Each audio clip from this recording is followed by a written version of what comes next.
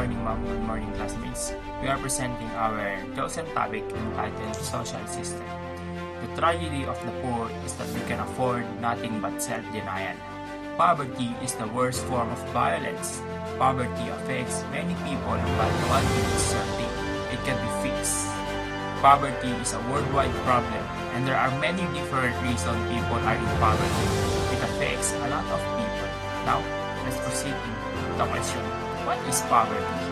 Poverty is a state of condition in which a person or community lacks the financial resources and essential for a minimum standard living. Poverty is about having enough money to meet basic needs, including food, clothing, and shelter. Now, let's proceed in presenting our casual loop diagram presented by my group members. We create two reinforcing and two balancing loop.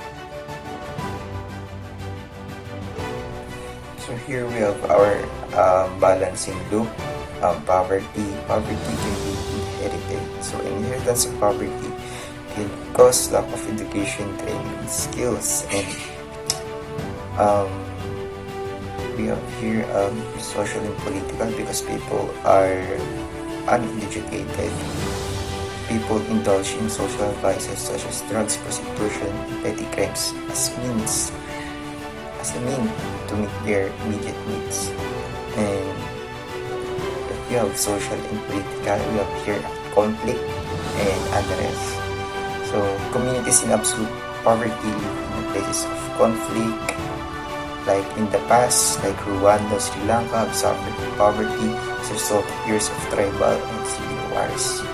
And unrest are result in massive loss of human life, diseases, hunger, and violence, also destruction of property. Educating women and girls.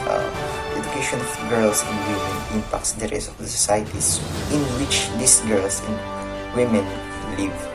Degree of education is linked to the age at which women marry and have children, to their health and diseases, to their economic opportunities, to their social standing, and to their general future well-being. Educating girls and women can reduce poverty in developing nations as well in the Philippines. Family lives in poverty, increasing lack of education due to financial difficulties. Then it leads to increasing low pay due to lower educational level.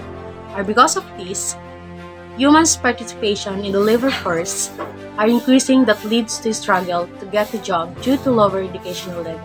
And that's it. Thank you.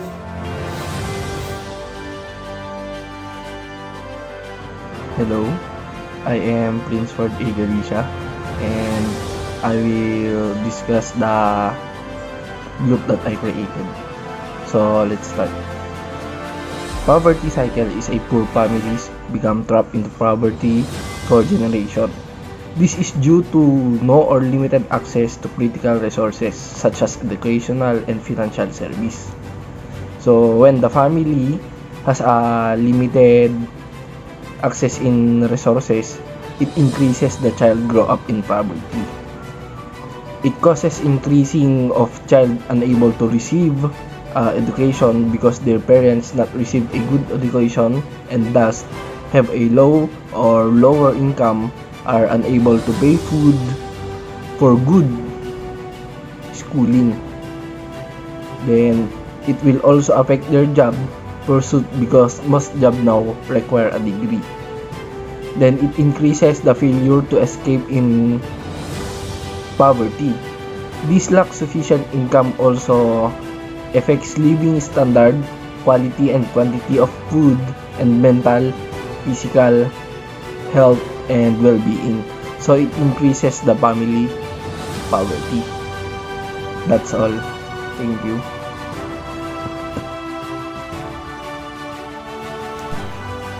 If the family perform access resources, it decrease child grow up in poverty, and it leads to increase unable to get education, and it leads to struggle to get a job.